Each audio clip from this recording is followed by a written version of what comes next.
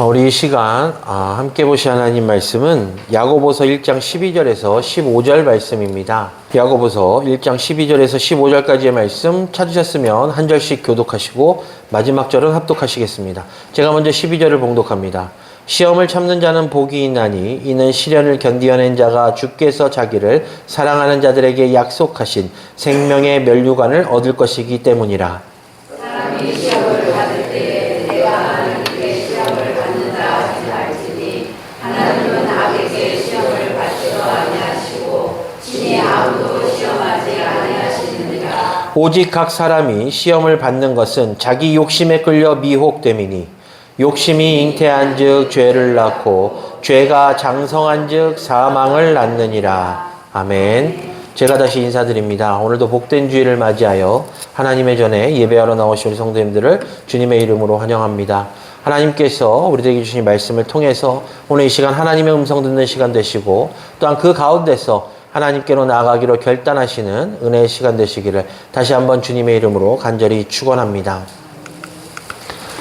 오늘은 시험에 대해서 좀 말씀을 드리고자 합니다. 국어사전에서요, 시험이라는 단어를 찾아보면 재능이나 실력 따위를 일정한 절차에 따라 검사하고 평가하는 일이라고 정확하게 명시되어 있습니다. 그런데 대부분의 사람들은 이 시험이라는 단어를 떠올리게 되면 보통 학교에서 그동안 공부했던 것을 출제자로부터 평가받는 과정, 그 과정을 시험이라고 생각하곤 합니다. 제가 성도님들께 질문을 드리겠습니다. 성도님들께서는 혹시 이 시험 보는 것을 좋아하십니까? 아마 대부분의 성도님들께서는 이 시험 그 자체를 그리 좋아하시지는 않을 것이라고 저는 생각합니다. 그 이유는요, 보통 사람들은 이 시험을 준비하면서 스트레스를 받기 때문입니다. 학창시절에는요, 우리가 시험을 준비하면서 받는 그 학업적인 스트레스가 있고, 또한 우리가 직장 생활할 때는 승진 시험을 준비하면서 받는 스트레스도 상당하기 때문입니다. 뿐만 아니라 취업 준비생들은 이 취업 준비 과정이 너무나도 힘든 가운데 그 준비되어지는 과정을 정말 이 스트레스 없이는 스트레스를 통해서 잘 이겨내지 못하는 경우들을 종종 볼 때 이 시험이라는 단어가 주는 이 스트레스가 얼마나 심각한지를 우리 대부분은 잘 알 것으로 생각합니다. 그렇기 때문에 아마 일반적인 사람들 대부분, 아니 거의 모두가 이 시험을 피하고자 하는 마음이 당연할 것으로 저는 생각합니다. 사랑하는 광업계 성도 여러분, 그런데요, 그리스도인의 신앙생활에서 절대 피할 수 없는 것이 바로 이 시험입니다. 오늘 본문의 저자인 사도 야고보가요, 그의 편지를 가만히 읽어보면 그의 주된 관점, 그가 주된 흥미로운 부분이 바로 이 시험이었습니다. 그런데 이 야고보는요, 일반적인 사람들과는 다르게 시험을 스트레스 받고 피해야 할 것으로 절대 말하지 않고 있다라는 것이죠. 오늘 본문이 들어있는 1장 2절 말씀입니다. 내 형제들아, 너희가 여러 가지 시험을 당하거든 온전히 기쁘게 여기라. 자, 성도님들께서는 오늘 본문을 기록한 이 야고보가 누구인지 잘 알고 계실 줄로 압니다. 오늘 본문 야고보서를 쓴 야고보가 누구일까요? 바로 예수님의 동생인 야고보이죠. 그리고 초대교회 지도자의 역할을 했던 야고보입니다. 그런데 어떤 성도님들은 헷갈리실 수가 있어요. 예수님의 제자였던 야고보는 이 야고보서를 쓴 야고보와는 다른 사람입니다. 그렇기 때문에 우리는 정확하게 이 부분을 기억해야 되는데요. 이 초대교회 지도자였던 오늘 본문을 쓴 이 야고보는 흩어진 교회에 편지를 쓰게 되는데요. 그 편지의 내용 중에 가장 먼저 다룬 신앙의 주제가 바로 시험에 관한 것이었음을 우리는 주목해야 합니다. 이 성도들의 삶에 있어서의 시험은 선택이 아니라 아주 필수적인 주제였기 때문입니다. 그런 가운데 야고보는요, 시험을 당하는 것에 대해서 너희는 결코 슬퍼하지 말라라고 말하고 있습니다. 왜냐면요, 그의 뒷말을 보면 그는 시험을 당하는 것을 오히려 기뻐하라라고 이야기하고 있기 때문입니다. 자, 야고보는 왜 이렇게 말을 했을까요? 한두 개의 시험도 아니라 분명 본문을 보면 시험들이라는 표현을 통해서 여러 가지 시험을 당함에도 불구하고 그 시험 당하는 것을 기뻐하라 라고 야고보가 말한 이유는 무엇일까요? 그것은 야고보가 비상식적인 사람이었기 때문이 결코 아닙니다. 야고보는 분명 이 시험이 주는 유익을 정확하게 알고 있었기 때문에 성도들에게 너희가 시험을 당할 때 그것을 슬퍼하지 말고 즐거워하라라고 권면했던 것입니다. 성도님들 가운데 혹시 우리나라의 운전면허 시험 응시생 중에 가장 많이 응시했던 분을 알고 계십니까? 예전에 방송에도 나왔었는데요. 지금은 고인이 되신 고 차사순 할머니이신데요. 그 할머니께서 무려 960번을 응시하셨었습니다. 전라북도 완주군에 사셨던 그 고 차사순 할머니께서는요. 운전면허 시험을 총 960번을 응시하셨었는데요. 64세가 되셨던 2005년도에 처음으로 내가 운전을 좀 해야겠다라는 생각이 들어서 면허 시험에 이제 응시하십니다. 그런데 계속해서 떨어져요. 하지만 이 할머니는 끝까지 포기하지 아니하시고 계속해서 시험을 보시다가 950번째 응시하셔서 필기 시험을 합격하셨습니다. 그럼 나머지 10번은 무엇이냐? 그 당시에는 이제 기능 시험 그리고 도로주행 시험이 있었는데 이 시험에서 또 10번을 떨어지십니다. 그래서 이제 960번째 되는 그 시험 끝에 결국에는 합격하시고 면허증을 받으신 후에 직접 운전하시는 모습이 방송에서 나왔던 기억이 있습니다. 사랑하는 성도 여러분, 이 할머니께서는 시험을 통과하신 후 얼마나 기쁘셨을까요? 96번도 아니고 960번입니다. 40번만 더하면 1000번인데요. 이는 어찌 보면 기네스북에 올라갈 수 있는 그런 횟수라고 말씀드릴 수가 있는데 이렇게 960번이라는 시험이 떨어지고 나서 합격하셨으니 얼마나 기쁘셨을까요? 그럼 이 할머니께서는 왜 그럼에도 불구하고 포기하지 아니하시고 끝까지 계속해서 이 시험을 응시하셨을까요? 이 할머니께서는 이 시험에 탈락한 이후에 계속해서 응시하시면서 나중에 시험에 합격했을 때의 그 보상을 알고 계셨기 때문입니다. 자, 960번의 시험이 떨어진 이후에 이 할머니께서 면허를 취득하시고 운전하실 때 그 희열, 면허증을 받으실 때 그 희열을 할머니께서는 고대하고 기대하셨기 때문에 이렇게 많은 시험을 치르셨던 것입니다. 오늘 본문 12절을 보면요. 시험을 참는 자는 복이 있다라고 야고보는 말하고 있습니다. 사실 우리가 시험을 당할 때 그 시험을 복이다라고 생각하는 사람은 단 한 사람도 없을 것입니다. 하지만 성경은요. 시험을 참는 자는 생명의 면류관을 얻을 것이다 라고 명확하게 말하고 있는데 그 이유는 바로 시험을 참을 때 믿음을 유지할 수 있기 때문입니다. 사랑하는 광업계 성도 여러분, 우리가 알고 있는 시험에는요, 양면성이 있습니다. 시험을 당할 때 어떤 이들은 그 시험을 복으로 바꾸는 반면에 어떤 사람들은 그 시험을 통해서 신앙의 후퇴를 맞이하게 됩니다.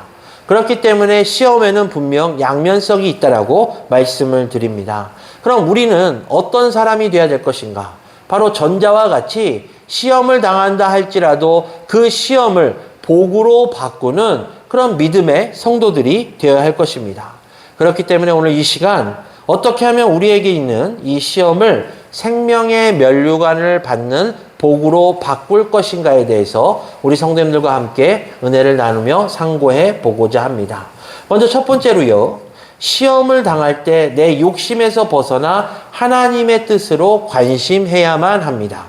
본문 13절을 보면요. 야고보는 하나님은 친히 아무도 시험하지 아니하신다라고 말씀하고 있습니다. 그럼 우리가 이 말씀을 통해서 한 가지 의문이 들죠. 아니, 하나님이 우리를 시험하시지 않는다라고 말씀하셨는데 그럼 우리가 받는 시험의 주체는 과연 누구인가? 누가 우리에게 이런 시험을 주는가? 라는 의문이 생기게 됩니다. 그런데 우리가 그 야고보서의 14절을 읽어보면 야고보는 분명 명확한 답을 제시합니다. 오직 각 사람이 시험을 받는 것은 자기 욕심에 끌려 미혹됨이니. 사랑하는 광업계 성도 여러분, 우리는 시험의 출처를 분명히 잘 알아야만 합니다. 그 이유는 어떤 사람은 하나님께서 시험을 주신다라고 말할 수 있지만 다른 어떤 사람은 이 시험은 사탄이 우리에게 주는 것이다라고 말할 수 있기 때문입니다. 그런데 야고보는요, 시험은 스스로 받는 것이다라고 명확하게 선포하고 있으면서 시험의 출처는 바로 내 욕심이다라고 언급하고 있습니다. 우리가 이 부분을 조금 더 깊게 들어가 보도록 하겠습니다. 동일한 상황 속에서 어떤 사람은 이 사건을 통해서 시험이 드는 반면 어떤 사람은 이 사건을 통해서 그렇지 않은 경우가 되기도 하는데요. 실예로 교통사고를 당해서 한쪽 발을 다친 두 사람이 같은 병실에 입원했습니다. 그리고 그 두 사람은 교인입니다. 그런데 A라는 사람은 한쪽 발을 다친 후 하나님께 하나님 감사합니다. 그래도 두 팔을 모두 다치지 않게 해주셔서 한쪽 발로 밥도 먹을 수 있고 한쪽 발로 세수할 수 있도록 허락해 주심을 감사합니다라고 감사의 기도를 올립니다. 그런데 반면 이 B라는 사람은 아니 내가 그동안 하나님께 얼마나 예배도 잘 드리고 기도도 열심히 하고 헌금도 많이 했는데 하나님 나에게 이런 시련과 고난을 주십니까? 내가 이 한쪽 발이 다쳐서 아무것도 하지 못함에 하나님께서 도대체 나에게 어떻게 하시고자 이런 시련과 고통을 주십니까? 라고 원망하는 모습을 보입니다. 자, 성도님들 생각에는 이 A라는 사람과 B라는 사람 중에서 어떠한 사람이 진정 성도라고 생각하십니까? 당연히 A라는 사람이라고 생각하실 줄로 압니다. 이처럼 우리가 시험을 당할 때는 분명히 이 하나님의 뜻이 시험에 있음을 믿고 그 모든 것을 하나님의 뜻에 의탁하고자 하는 그런 믿음의 행위가 우리들에게 필요합니다. 그런데요, 자신이 원하는 것에 사로잡히게 되면 자신이 원치 않는 일이 일어났을 때 분명 시험에 들게 됩니다. 어떻게 하나님께서 나에게 이렇게 하실 수 있지? 아까 말씀드린 대로 나는 하나님께 모든 예배를 드리고 기도하고 하나님에 대해서 열심히 하고 맡은 바 직분에 충성했는데 하나님 나를 왜 이렇게 힘들게 하고 괴롭게 하고 어렵게 하십니까? 하나님 왜 나에게 이런 시련과 고통을 주십니까? 라고 만약 원망을 하게 된다라면 분명 그 사람의 마음속에는 욕심 때문임을 성경이 우리들에게 정확하게 알려주고 있는 것입니다. 내가 욕심이 너무 과하다 보면 그것으로 인해서 시험이 들기 때문이죠. 그러므로 우리는 내 욕심, 내 원하는 것에 너무 사로잡히지 않도록 해야 할 것입니다. 그런데 우리가 여기서 조금 더 깊게 들어가 보면 그럼 그 욕심을 누가 주는가라는 것이죠. 이 욕심은 바로 사탄이 주는 것입니다.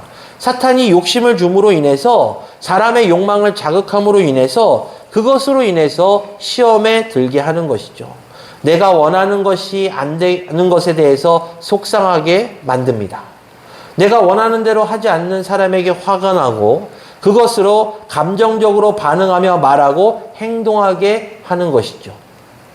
그런데 그때 시험이 복이 되게 하는 그런 방법이 있는데 그것은 바로 참으면서 내 욕심이 아니라 하나님의 관점에 초점을 맞추면 됩니다. 그리고 하나님께서 이런 상황에서 과연 나에게 무엇을 원하시는지를 묻고 그 말씀에 반응해야 할 것입니다. 신앙생활을 오래 하신 분들은요, 대부분 그 답을 잘 알고 계시더라고요. 신앙생활 오래 하신 분들은 어떻게 해야 내가 이 시험에서 이길 수 있는지를 분명 다 잘 알고 계십니다. 그 이유는 말씀을 통해서 계속해서 끊임없이 들었기 때문입니다. 근데 문제는 말씀을 듣긴 들었는데 그 말씀을 행동으로 옮기지 않기 때문에 바로 그 시험의 나락에 빠지게 되는 것이죠. 한번 생각해 볼까요? 나에게 있어서 어떤 사람의 미운 마음이 생겼을 때 내가 그 사람을 미워하지 말아야 된다는 것을 우리는 분명히 알고 있습니다. 왜냐하면 성경은 분명 예수님께서 내 이웃을 내 몸과 같이 사랑하라라고 말씀하셨기 때문입니다. 그런데 우리가 인간적인 생각으로 한번 이렇게 되돌아보면 우리는 누군가를 미워할 때 분명 미워하는 마음을 갖습니다. 그리고 그 미워하는 마음의 표시를 나타냅니다. 그래서 분쟁이 일어나게 되고 결국에는 서로 간에 결별할 수도 있게 되죠. 성도님들께서는 혹시 그런 경험이 없으십니까? 비단 이것은 사회생활뿐만 아니라 교회 안에서도 이루어지고 있는 실제적인 일입니다. 우리가 사랑으로 서로 한마음 되는 공동체라고 백날 첫날 입으로 이야기하고 그렇게 마음으로 생각하고 있지만 실질적으로 우리의 행동이 그렇지 못하다면 그 교회는 사랑이 있는 교회가 아니라 악만 남은 교회라는 것이죠. 사랑하는 광흥교회 성도 여러분, 저는 우리 광흥교회가 늘 사랑이 넘치는 교회가 되기를 소망합니다. 제가 늘 외치는 대로 초대교회 성도들과 같이 유무상통하는 교회가 되어야 될 것입니다. 이는 비단 내 마음속에 있는 욕심을 걷어내 버리고 하나님의 관점에서 내가 어떻게 행동해야 될 것이며 내가 어떤 마음을 가져야 될 것이며 내가 어떻게 신앙생활을 해야 될 것인지를 분명 기억하고 따라야 되는 그런 모습들이 우리에게 필요하다라는 것입니다. 사랑하는 광흥교회 성도 여러분, 혹시라도 내 마음속에 시험이 들어 괴로워하십니까? 나의 생각을 바꾸십시오. 시험이 들어 괴로우십니까? 나의 관점을 바꾸십시오. 나의 관점을 하나님의 관점으로 바꾸시고 그 관점 가운데서 내가 무엇을 해야 될지를 명확하게 판단하십시오. 하나님께서는 분명 우리들로 하여금 시험에 들지 않게 하시고자 노력하시는 분이십니다. 그리고 하나님께서는 우리를 시험에 들도록 하시지도 않는 분이십니다. 그런데 내가 왜 시험이 들었을까? 그 정답은 하나 아니겠습니까? 오늘 본문이 알려주는 대로 바로 우리의 욕심 때문이며 그 욕심을 준 사탄 때문임을 성경이 우리들에게 증거하고 있습니다. 그렇기 때문에 우리들의 마음속에 혹시 시험이 들었거나 내가 누군가를 미워하거나 내가 누군가를 저주해야 되는 마음이 든다라면 즉각적으로 하나님께 회개하시고 다시 말씀드리지만 관점을 하나님의 관점으로 바꾸시고 온전한 믿음을 소유하시기를 간절한 마음으로 축원합니다. 성도들은요, 어떤 분에 대한 미운 마음이 생길 때 내가 미워하지 말아야 된다는 것, 그걸 잘 알고 계십니다. 성경에도 분명 써 있잖아요. 오른뺨을 치면 왼뺨까지 돌리라는 이 말씀을 우리들은 기억하고 있습니다. 그렇기 때문에 우리들은 내 주변에 있는 사람들을 늘 사랑해야 되고 내 주변에 있는 사람들을 늘 격려해야 되고 내 주변에 있는 사람들을 늘 독려해야만 합니다. 제가 얼마 전에 들은 얘기인데요. 한 목사님께서 이제 목회하시던 도중에 한 성도님이 너무 미운 겁니다. 뭔가 좀 하려고 그러면 시시각각 반대하고 몸 좀 하려고 그러면 계속해서 태클 걸고 뭘 하려고 그러면은 여론을 형성해서 계속해서 목사님 공격하고 아주 미워 죽겠더래요. 그래서 그냥 차라리 그냥 다른 교회 가서 신앙생활 하십시오.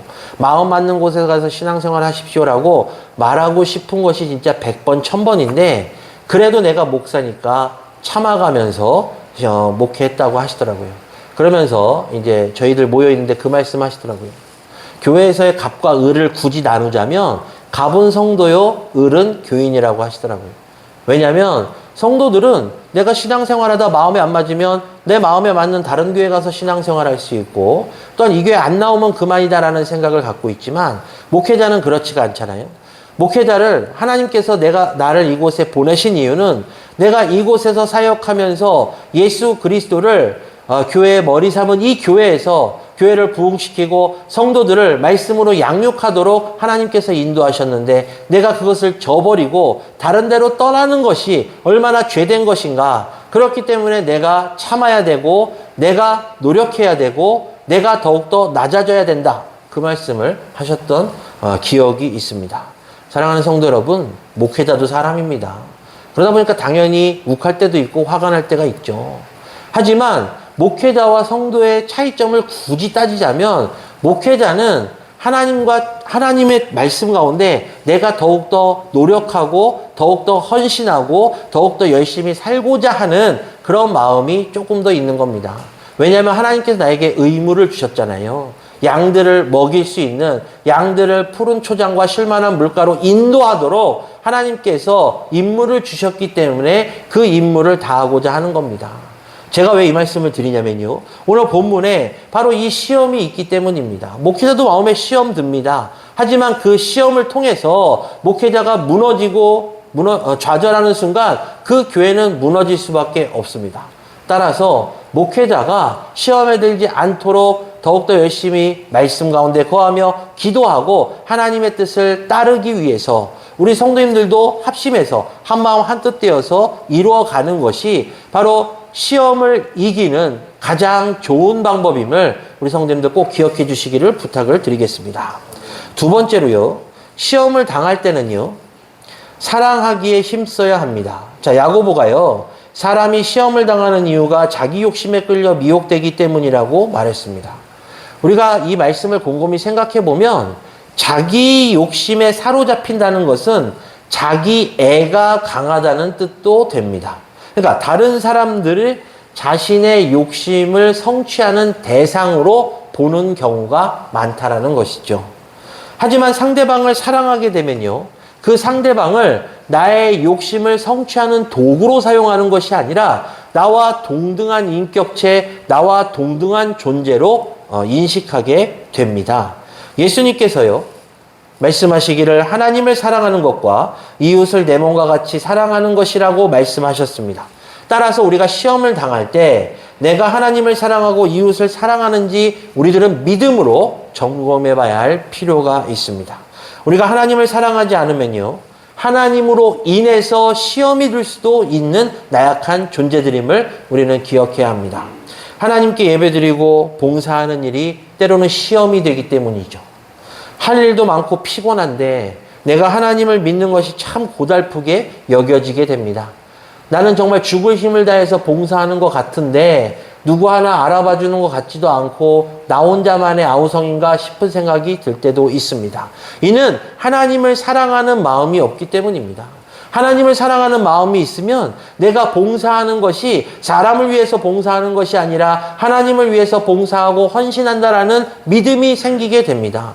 그렇다면 내가 지금 육신의 피곤함과 육신의 힘듦이 있다 할지라도 분명 이것은 저 천국에 나에게 쌓여지는 생명의 면류관과 상급임을 기억한다 하면 결코 그것으로 인해서 시험이 들 수 없기 때문입니다. 대표적으로 예를 들까요? 성경을 보면요, 베드로와 요한이 나오죠. 이 베드로와 요한이 예수님을 전한다는 이유로 공회에 잡히게 됩니다. 공회원들은 그들을 채찍질해서 때린 후에 놔줘요. 하지만 그때 사도들이요, 자신들이 예수님으로 인해서 고통받는 것을 기뻐했다라고 증거합니다. 예수님을 사랑하기 때문에 그들은 복음을 증거하다 잡혀서 고난당하는 것조차 기뻐했다라고 성경이 증거하고 있는 것이에요.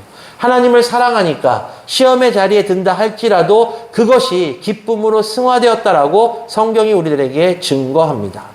그렇습니다. 우리가 하나님을 사랑하고 사람들을 사랑하지 않으면요, 시험에 듭니다. 다른 이들에 대한 사랑이 식어지고 나에 대한 사랑만 커지면, 나에 대한 욕심이 커지면 분명 시험이 옵니다. 그리고 내가 섭섭해질 때 그것이 시험이 됩니다. 그러나 상대방을 사랑하게 되면 결코 시험에 들지 않게 됩니다. 다른 사람이 나에게 하는 잘못도 사랑으로 너그럽게 용서할 수 있으며 다른 사람이 성공하는 것을 보고 내가 행복하고 더 격려해질 수 있는 마음이 생기게 되죠. 그것이 바로 시험을 이기는 방법인 것입니다. 그리고 하나님께서 성도인 우리들에게 원하시는 방법이기도 합니다. 베드로전서 4장 8절인데요. 무엇보다도 뜨겁게 서로 사랑할지니 사랑은 허다한 죄를 덮느니라 라고 말씀합니다. 그렇습니다. 사랑은요, 허다한 죄를 덮을 수 있는 것입니다. 그렇기 때문에 이 사랑은 시험을 이길 수 있는 능력도 분명됩니다. 따라서 우리가 시험에 들 때 과연 내가 하나님을 향한 사랑이 식어졌는가를 돌이켜 봐야 할 것입니다. 내가 하나님에 대한 사랑이 식어졌을 때 분명 나의 마음속에는 시험이 들 수 있기 때문입니다. 나에 대한, 하나님에 대한 나의 사랑이 뜨겁고 열정적이라면 결코 우리의 마음에 사탄마귀가 틈타지 못할 것이며 사탄마귀가 틈타지 못한다면 우리의 마음속엔 결코 시험이 들지 않게 됩니다. 이는 성경이 우리들에게 언제나 늘 증거하고 있는 말씀인 것입니다. 그렇기 때문에 이 자리에 계신 우리 성도님들 가운데 혹시라도 나의 하나님에 대한 열정이 식었거나 식어지고 있다라고 생각이 되신다면 다시금 믿음을 되짚어서 뜨거운 열정과 뜨거운 사랑을 소유하시기를 간절한 마음으로 축원합니다. 그것이 바로 우리의 마음속에 시험이 들지도 않을 뿐더러 시험을 이길 수 있는 방법이기 때문입니다. 마지막으로요, 시험이 복되게 하기 위해서는 시험 당할 때 하나님께 기도해야 합니다. 우리가 시험 받을 때 깨달아야 할 것이 있는데 그것은 시험 당할 때는 하나님의 능력을 구할 때라는 것입니다. 고린도전서 10장 13절 말씀인데요. 사람이 감당할 시험 밖에는 너희가 당한 것이 없나니 오직 하나님은 미쁘사 너희가 감당하지 못할 시험 당함을 허락하지 아니하시고 시험 당할 즈음에 또한 피할 길을 내사 너희로 능히 감당하게 하시느니라 라고 말씀하고 있습니다. 사람이요 시험의 상황을 당하고 있을 때 사탄은 그의 마음을 더욱더 교묘하게 이용합니다. 사람의 욕망을 자극해서 더욱더 시험에 빠지게 합니다. 하지만 하나님께서는요, 시험 당하는 사람의 마음속에 피할 길과 이길 힘을 허락해 주심으로 시험을 피하게 하시고 이기게 하십니다. 우리가 시험을 당할 때 나에게 초점을 두게 되면 우린 결코 그 시험을 감당할 수도 없고 이길 수도 없습니다. 아까 말씀드린 대로 우리의 초점을 하나님의 관점으로 바꿀 때 우리는 시험을 승리할 수 있습니다. 또한 내 감정과 생각에 휩싸여 있으면 결코 문제가 해결되지도 않고 사탄의 미혹에 빠져서 시험에 넘어지기가 쉬울 뿐입니다. 따라서 시험을 당할 때 우리는 무조건 하나님께 매달려 기도해야 합니다. 먼저 5절 말씀과 같이 하나님의 지혜를 구하는 기도를 해야 되는데요. 내가 가진 지혜로 시험을 통과하려면 문제가 생깁니다. 그렇기 때문에 따라서 우리들은 하나님께서 주시는 지혜로 그 시험을 통과하고자 해야 되는데 그렇기 위해서 우리는 하나님께 기도로서 하나님께서 주시는 지혜를 받아야만 합니다. 그리고 두 번째로 내 욕망을 이길 수 있는 기도를 해야 합니다. 자, 예수님께서요 십자가를 지시기 전날 어디 가셨죠? 겟세마네 동산에 가십니다. 겟세마네 동산에 가셔서요 그곳에서 하나님 아버지께 기도하시잖아요. 하나님 아버지께 기도하고 계시다가 잠깐 내려왔더니 어떤 모습을 봅니까? 같이 갔던 제자들이 졸고 있는 모습을 보시게 되죠. 그래서 예수님께서 그들에게 뭐라고 말씀하십니까? 시험에 들지 않도록 깨어 기도하라 라고 말씀하십니다. 그런데 이 예수님의 말씀에 대해서 우리가 집중을 좀 해야 되는데요. 이 예수님의 말씀에 대해서 많은 성경학자들의 그 생각들이 다 다릅니다. 그런데 그들의 한 가지 공통점이 있으니 그것은 바로 예수님의 이 말씀이 사실은 예수님 자신에게 하신 말씀일 것이다 라는 것이에요. 물론 성경학자들마다 다 틀리니까 그렇지만 이제 대부분의 성경학자들이 이런 이야기를 하더라고요. 왜 그런가 보면 이 예수님의 말씀에 좀 집중을 해야 됩니다. 예수님께서는요, 그 당시에 어쩌면 시험에 드실 수 있는 상황이었습니다. 예수님께서 하나님 아버지의 뜻을 분명히 알지만 예수님의 인간적인 생각으로 보았을 때 장차 다가올 그 십자가의 고난, 무서우셨습니다. 너무 힘들기에 또한 십자가에 달려서 죽을 수도 있기에 두려웠습니다. 십자가 위에서 가룟 유다와 자신을 십자가에 못 박으라고 외쳤던 그 사람들의 분노하셨을 수도 있습니다. 내가 그들을 구원하러 왔으나 그들이 나를 십자가에 못 박으라고 외치는 그 모습을 통해서 예수님의 분노가 있을 수도 있습니다. 또한 십자가에 달린 예수를 통해서 내가 남을 구원하면서 자신은 구원하지 못하냐라는 이 조롱과 비방에 예수님께서는 극도로 분노하셨을 수도 있습니다. 십자가에 내려와서 당신의 능력을 그들에게 당장 보이실 수 있을 정도의 능력을 가지고 계셨지만 그것들을 행하지 못하시는 것에 대해 분노가 계셨을 수도 있습니다.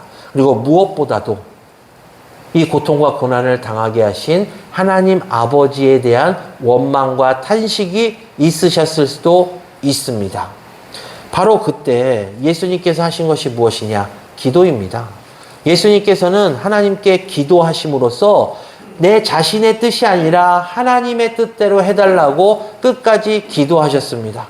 결국 이 기도를 통해서 자신의 욕심, 자신의 분노를 다 죽이시고 하나님의 뜻 가운데 일을 행하심으로 그 시험에 통과하셨던 것입니다. 그러므로 우리도 예수님과 같이 어떤 시험이 닥쳐왔을 때 분명 기도해야 됩니다. 나는 기도하는데 이 시험이 해결되지 않습니다. 라고 고백하시는 분들도 계실 줄로 압니다. 죽을 때까지 기도하십시오.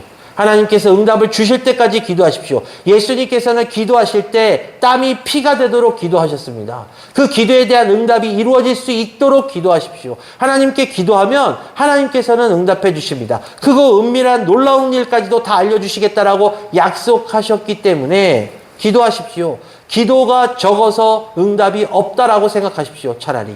그렇기 때문에 내가 당하는 시험, 내가 당하는 고난이 있을 때 기도하십시오. 간절한 마음으로 기도하십시오. 예수 그리스도의 이름으로 기도하십시오. 하나님의 기도에 응답이 있을 때까지 기도하십시오. 그 기도가 바로 시험을 이기게 할 것입니다. 말씀을 정리하겠습니다. 우리의 삶은요, 시험의 연속입니다. 따라서 우리는 시험당하는 것을 이상하게 여기지 말아야 합니다. 자, 예수님께서도 시험당하셨잖아요. 성경을 보면 예수님께서도 광야에 사탄의 시험을 당하실 정도로 이 시험은 그리스도인에게 있어서 당연한 것이고 언제나 항상 우리의 곁에 있는 것입니다. 그런데 예수님께서 십자가에 달려 돌아가시기 직전까지 시험당하셨잖아요. 하지만 예수님께서는 시험을 당하셨음에도 불구하고 죄를 짓지는 않으셨는데 이는 자신의 욕심을 다 내어버리시고 내 욕망에 미혹되지 아니하셨기 때문에 가능했던 것입니다. 시험은 우리를 욕심에 빠지게 합니다. 그렇기 때문에 그 욕심이 죄를 낳고 죄가 장성해서 사망을 낳게 하는 것을 기억하십시오. 결국 우리들의 마음속에 욕심을 제거하면 우리들은 죄에 빠지지 않게 되고 시험에 빠지지 않게 되는 것입니다. 또 한 가지 기억하십시오. 시험을 참는 자는 복이 있습니다. 지금 내가 당하고 있는 시험으로 인해서 좌절하거나 실망한다 할지라도 절대적으로 하나님을 떠나거나 예수 그리스도를 떠나지 마십시오. 분명 끝까지 남아서 기도하시고 그 시험이 해결될 수 있도록 하나님께서 이길 길과 피할 길을 허락해 주실 수 있도록 기도하십시오. 그 기도를 통해서 분명 그 시험은 해제될 것입니다. 우리가 일평생이요, 삶을 살아가는 동안 분명 시험은 우리들에게 언제나 닥쳐옵니다.